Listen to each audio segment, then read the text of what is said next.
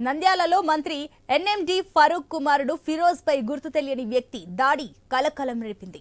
దాడి అంశంపై నంద్యాల జిల్లా టీడీపీ ప్రధాన కార్యదర్శి ఫిరోజ్ స్పందించారు. తాను టీడీపీ కార్యాలయం నుంచి కారులో వెళ్తున్న సమయంలో గుర్తు తెలియని యువకుడు తనను ఆపి దాడికి ప్రయత్నించాడని, అప్రమత్తమైన తన అనుచరులు దుండగుడిని పోలీసులకు అప్పగించినట్టు తెలిపారు.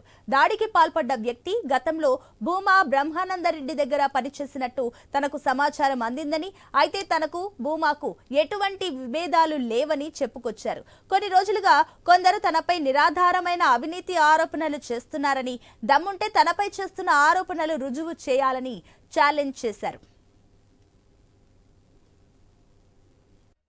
సాయంత్రం కరెక్ట్ 7:30 అప్పుడు ఇద్దరు గేట్ బయట మా గేట్కి బైక్ అడ్డం పెట్టాడు. నాకు ఎవరు వచ్చి అన్న ఎవరో గేట్కి బైక్ అడ్డం పెట్టాడని చెప్పారు. నేను చెప్పాను, సరే తీయమని చెప్పానండి. తీయమంటే నాకు తర్వాత చెప్పాడు వీడియో ఫోన్లో కాల్ చేస్తున్నాడని చెప్పారు. సరేలే ఆయనతో ఏం మాట్లాడతారులే అని తాగి ఉన్నాడని నేను వెళ్ళిపోయాను. ఇంకా కార్లో నా ఫ్రెండ్ కార్లో నేను వెళ్తుంటే పరిగెత్తి వచ్చేసి కారు అద్దాన్ని గప్పని గుద్దినాడు. నేను ఏమన్నా యాక్సిడెంట్ అయినా అనుకుని బ్రేక్ కొట్టాను. ఏం రాన్నాను, మా నాయకుడిని అట్లా ఇది దూరం పెడతారు మీరంటే, అరే నాకు సంబంధం లేదురా బాబు అవన్నీ, నువ్వు ఎందుకు నా మీద ఇది చేస్తున్నావు అని చెప్పాడు.